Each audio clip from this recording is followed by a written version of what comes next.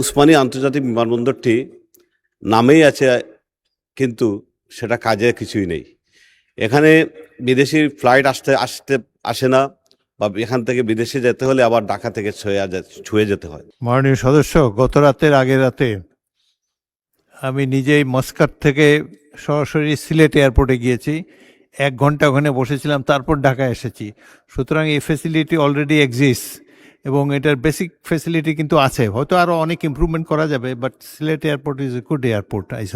সিলেট একটি পর্যটন এলাকা, অনেক মানুষ বিদেশ থেকে আসে, প্রবাসিত অধ্যুষিত এলাকা। মাননীয় স্পিকার, তো আমাদের উসমানী আন্তর্জাতিক বিমানবন্দরটি নামেই আছে, কিন্তু সেটা কাজে কিছুই নেই।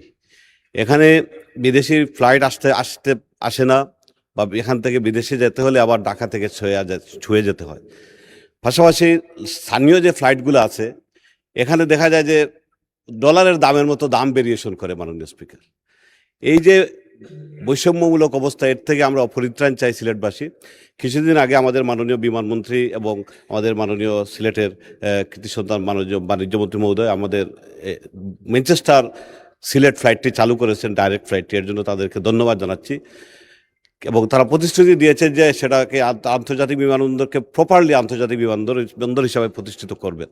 কিন্তু আমরা লোকাল ফ্লাইটের যে সমস্যাগুলা, এই সমস্যাগুলা মাননীয় স্পিকার, আমরা মন্ত্রী মহোদয়ের মাধ্যমে আমরা চাই যাতে অন্তত আমরা এইসব বৈষম্য থেকে, কারণ যোগাযোগ ব্যবস্থাটা অত্যন্ত খারাপ।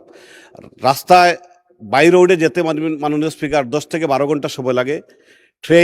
কোনো ট্রেন এক্সট্রা নেই, সব ট্রেনগুলাই সাধারণ 2টা ট্রেন বা 3টা ট্রেন আছে আন্তনগর, এগুলাতে ধারণ ক্ষমতা অত্যন্ত স্বল্প। মানুষের অত্যন্ত ভোগান্তি হচ্ছে মাননীয় স্পিকার, এবং এই যে দামের যে ভেরিয়েশন, এটা দিয়েও আমরা অত্যন্ত হয়রানির সম্মুখীন। আমরা মাননীয় স্পিকার, এই মহান সংসদে আমার মাননীয় বিমানমন্ত্রী এবং সিভিল এভিয়েশন কর্তৃপক্ষকে আমাদের এই যে স্থানীয় ফ্লাইটের দামের যে ভেরিয়েশন, এটুকু থেকে অন্তত অবসান করার জন্য আমরা আপনার মাধ্যমে অবহিত করছি। ধন্যবাদ মাননীয় স্পিকার, আপনাকে অসংখ্য ধন্যবাদ। মাননীয় সদস্য, গত রাতের আগের রাতে আমি নিজেই মস্কাট থেকে সরাসরি সিলেট এয়ারপোর্টে গিয়েছি। 1 ঘন্টা ওখানে বসেছিলাম, তারপর ঢাকায় এসেছি। সুতরাং এই ফেসিলিটি অলরেডি এক্সিস্ট এবং এটার বেসিক ফেসিলিটি কিন্তু আছে। হয়তো আরও অনেক ইমপ্রুভমেন্ট করা যাবে, but Sylhet airport is a good airport I saw.